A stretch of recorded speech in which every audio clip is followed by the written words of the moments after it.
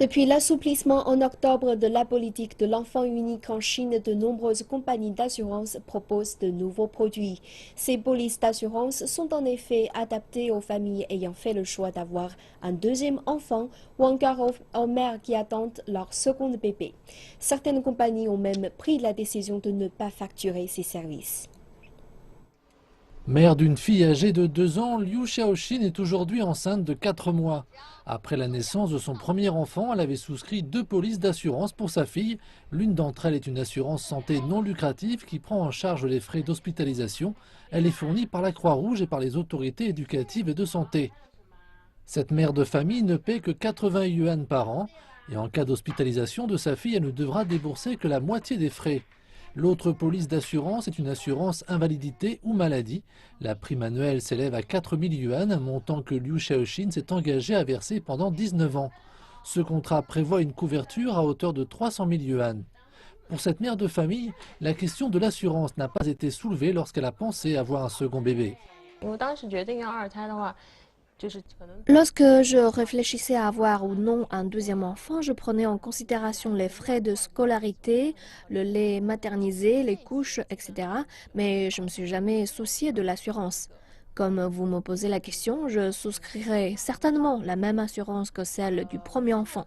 Peut-être que j'achèterai une assurance éducation, car les 2 enfants auront 3 ans d'écart et à un moment, il nous faudra payer beaucoup de frais scolaires. En attendant, Liu Xiaoxin a souscrit une assurance maternité qui l'engage sur 2 ans.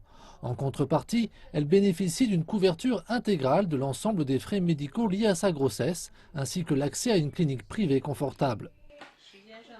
J'ai fait un calcul, j'avais dépensé entre 40 et 50 000 yuan en assurance, ce qui est le même montant que ce que j'aurais déboursé dans un département VIP ou une unité spéciale de soins dans un hôpital public. Mais c'est beaucoup plus que ce que j'avais dépensé à l'hôpital public lors de ma première grossesse. J'en avais seulement eu pour quelques milliers de yuan. Liu Xiaoxin n'est pas la seule qui se montre préoccupée à l'idée d'avoir un second enfant. D'après les experts, la Chine accueillera chaque année 2,5 millions de nourrissons supplémentaires après l'application de la politique autorisant un deuxième enfant. Le pic des naissances devrait se situer aux alentours de 2017.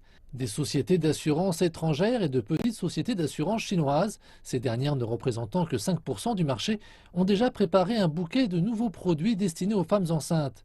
Il s'agit d'un fait marquant puisqu'auparavant, les politiques d'assurance familiale étaient principalement tournées vers l'assurance vie ou l'assurance éducation de l'enfant.